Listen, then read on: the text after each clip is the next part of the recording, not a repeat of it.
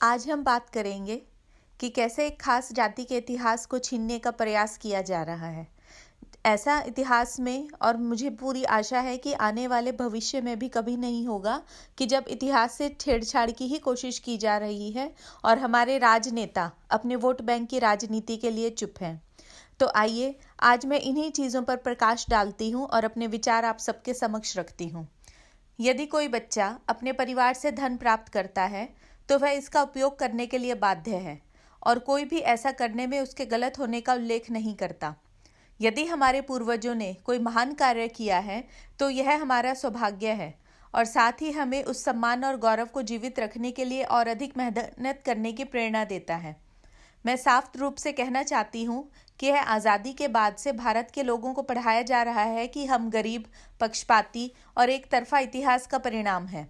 हमें बहुत कम ऐसे लोग मिलते हैं जो वास्तविक इतिहास में रुचि रखते हों।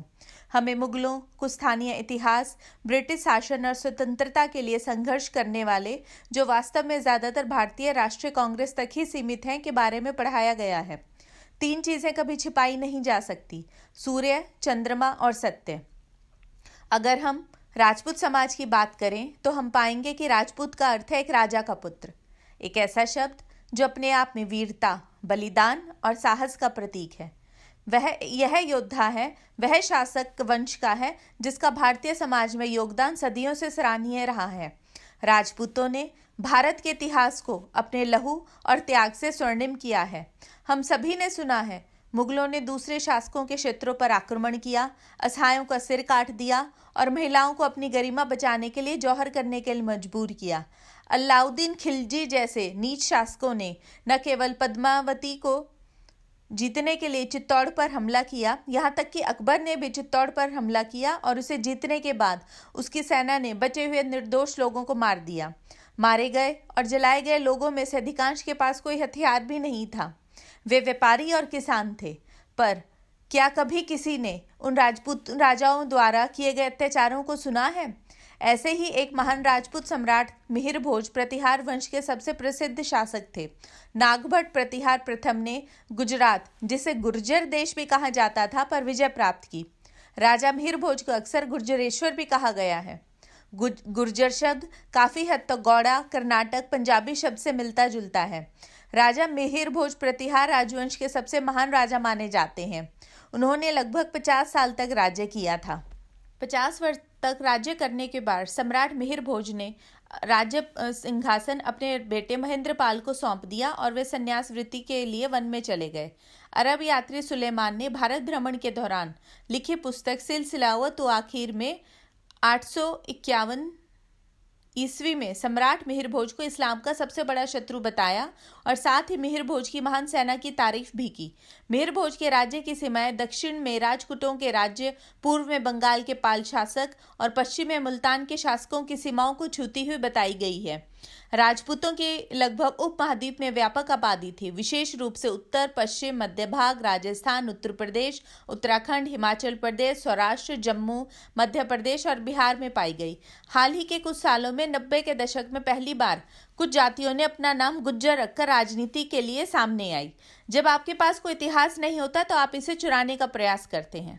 अपनी पहचान बनाने के लिए गुज्जरों के कई नेताओं ने धमकी दी कि यदि केंद्र सरकार ने राजस्थान में गुज्जरों सहित 5 पिछड़े वर्ग को संवैधानिक संरक्षण प्रदान नहीं किया तो वे आरक्षण आंदोलन को फिर से शुरू कर देंगे।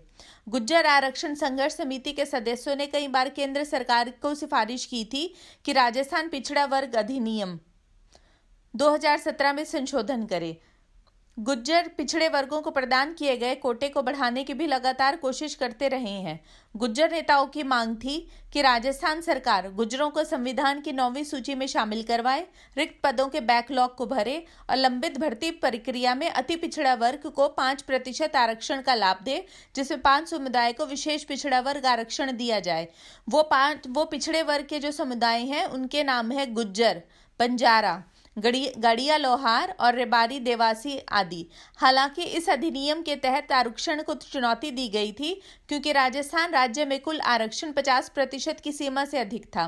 देश में आर्थिक विकास के माध्यम से मध्यम वर्ग का आकार असमान रूप से बढ़ा है, जबकि उनकी आकांक्षाएं बढ़ी हैं वे अपनी ज़रूरतों को पूरा करने और पारंपरिक स्थिति को बनाए रखने में असमर्थ हैं और इसलिए अभाव की एक भावना का अनुभव करते हैं। गुजरात में दो